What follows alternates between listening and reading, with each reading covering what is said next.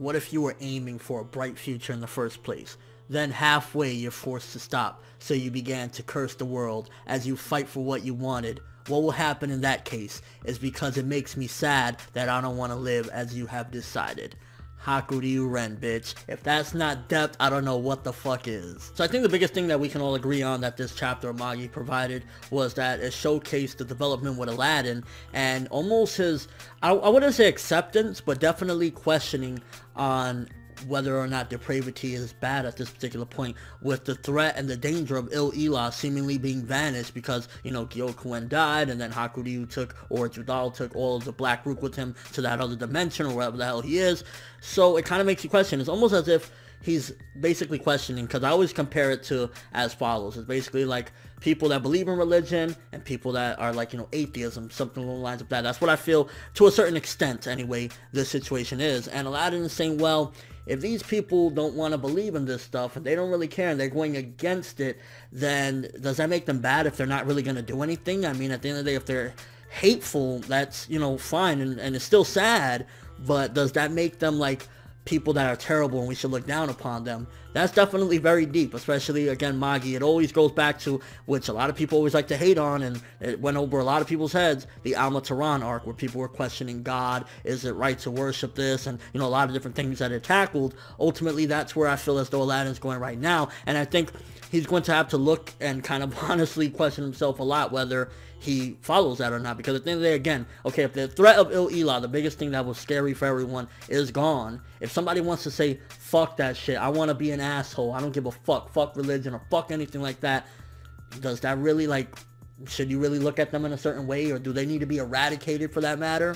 And it's interesting that that mysterious girl that we still don't know who the hell she is said, oh, but did he want to recruit Alibaba? Which means that Hakuryuu's plans all along was he still wanted his friend. And that goes to show that at the end of the day, regardless of what, somewhere inside of that motherfucker is a small decency of a person. Like, there's still a decent person in there, but it's just like, it's covered with so much depravity. But it also could be that this was prior to the change that he had. Maybe this little deal or this little setup was way back in the day before anything happened. Maybe, again, if this is connected to Sinbad any which way, maybe this was made before Sinbad even knew of their fall into depravity. But then again, Sinbad has fallen into depravity, although he's only half fallen because he's a motherfucking G. So it could be that he doesn't know that he basically forsake Alibaba, Aladdin, Morgiana, and he's just kind of like totally different than what he had previously anticipated. And going back to the old discussion on falling into depravity and whether or not you should forsake these people and all this other stuff, at the same time, you got to look at it as follows. What Aladdin said was kind of true. At the same time, when you forsake everything and you just like fuck everything, it is kind of sad. You're basically saying,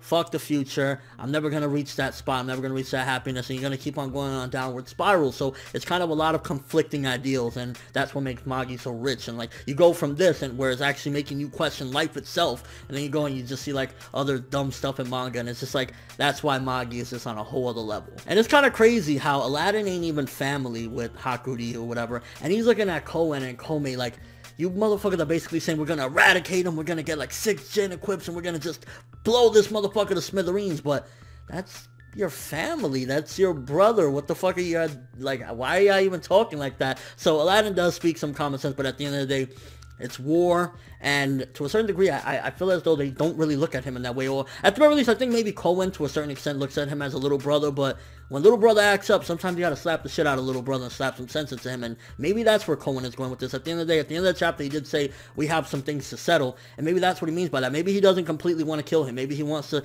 teach him a lesson, and whether he has to beat the living dog shit out of him to do it, maybe that's where he's going with all this. Because while Kouen has these little twisted ideals of like changing everybody and everything, I don't necessarily feel as though Kouen is a bad guy. He just more so has very strong ideals and follows through with them, but I don't necessarily think that he completely wants to do all these terrible things to Hakuryuu, but he does want to teach him a lesson and say, you need to follow suit. You need to follow big bro. And with all that being said, for the most part, again, a good chapter. Not too, as far as progression goes, they didn't really progress things majorly, but definitely tackled a few issues. Yet again, got very deep and philosophical, to be honest with you, and that's one of the things I love about Magi. But as far as advancing the plot, it was just kind of discussing and going over some things that we already knew, and kind of Aladdin just questioning everything in general that he had just seen. And I really wish we would have got a little bit more hints, even if it was just one more on the identity of that mystery girl, but unfortunately all we got is that she basically said she thought Hakuryuu wanted to bring Alibaba to that side, so it could be that she has outdated information, or yeah. And at the same time, again, going back to Hakuryuu and what he even said, he was even embarrassed to a certain extent as to what he said,